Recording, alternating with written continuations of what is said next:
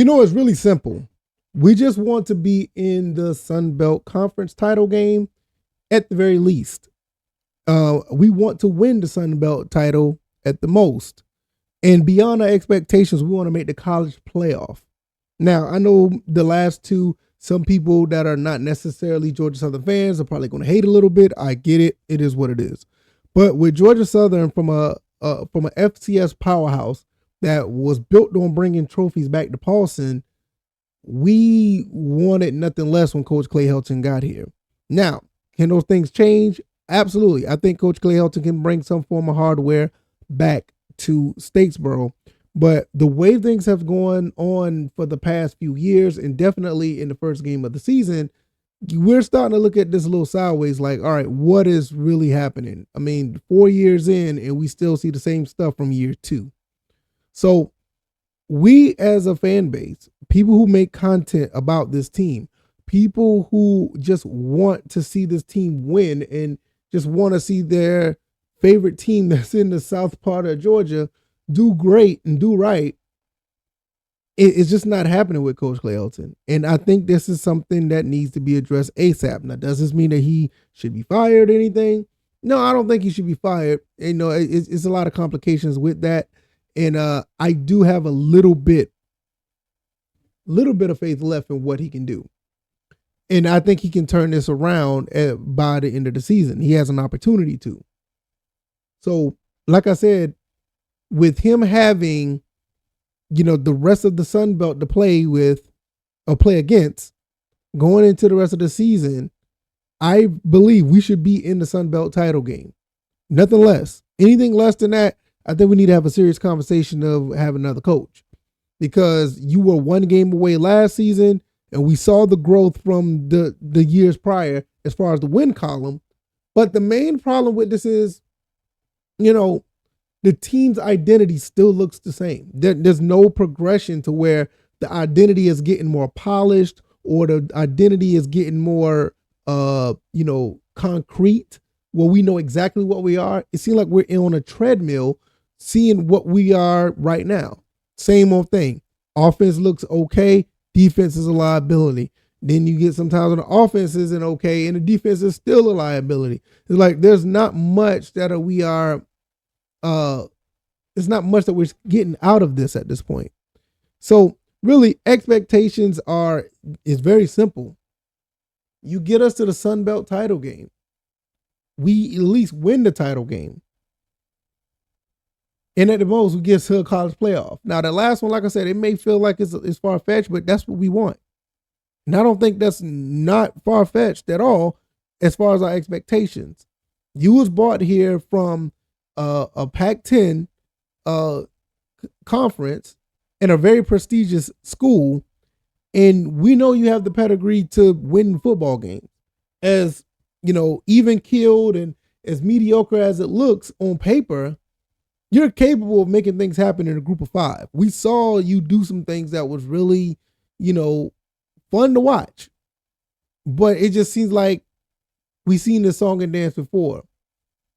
Even when we went up against Boise, there was some type of an effort. When we went up against Nebraska, we won that game. When we went up against Wisconsin, there was still somewhat of an effort. And I don't even blame the Wisconsin game primarily on Coach Clay Helton, because we knew who was at quarterback at the time. We saw that. It is what it is.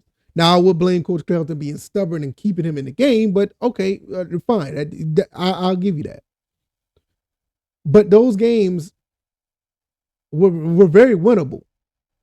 And I think that's what keeps us holding on to something.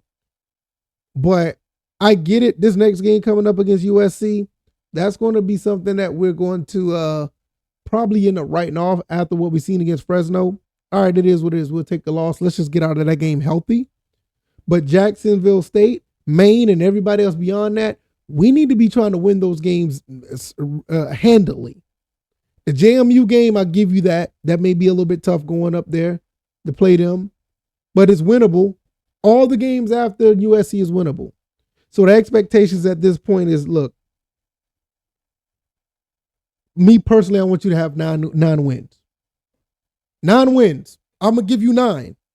I said 10-3 is the expectation on my Twitter, and 8-4 is the floor. But I'm gonna give you a little bit of leeway in the middle. 9 games. If you lose to JMU, you still got a chance to win 10.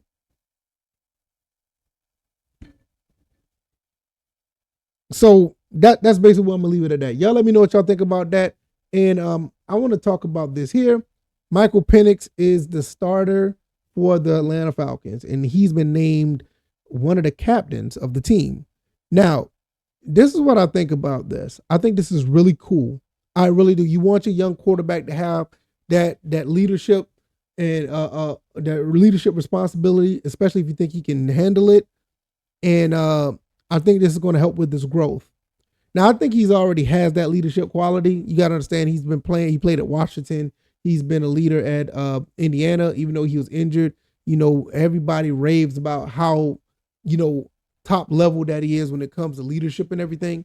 And that's the pretty cool part about it. And I think that this is something that's going to help the team. We literally have the quarterback of the future right here. Barring injury, I think we have a guy that's going to be for the next 12, 13 years. And for him to be the captain right now, that's really awesome. It's really cool. Also, I will say this. Matt Ryan came in as a rookie and basically took over the offense as a rookie. So you saw how that played out.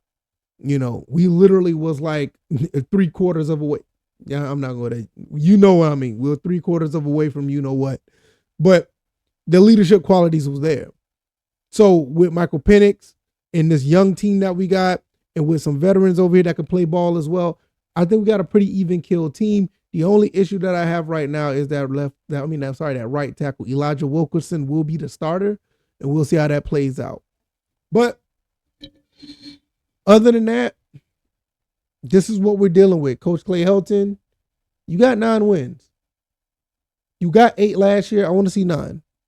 If you get 8, I'm going to be groveling and be like, okay.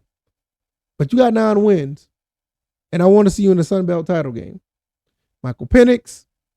Shout out to Michael Penix. He's going to be the starter. He's going to be one of the captains. And to be honest, for the Falcons, things are kind of looking up. They do look pretty, they do look pretty solid. And it's good for them to play against Tampa Bay that first game of the season, to where you're going to see how well they do against primarily probably the top team in your division. So that helps out very well. So let me know what you guys think about Coach Clay Helton. Let me know what you think about Michael Penix. I'm going to get up out of here. It's been an eventful day. Shout out to everybody that's in the Discord down there at the Eagle Nation. I need to put the link down in the description to that Discord, but I don't think I have a link that'll last longer than 7 days. But you'll be able to find it. It's all good. If not, I'll get permission from Jacob. See if I can get that link down so you guys can go to that Discord. It's an awesome Discord. And Falcons, just try to go out there and make the playoffs. All right, y'all, I'm gonna get up out of here. Y'all take it easy. Y'all be blessed. Peace.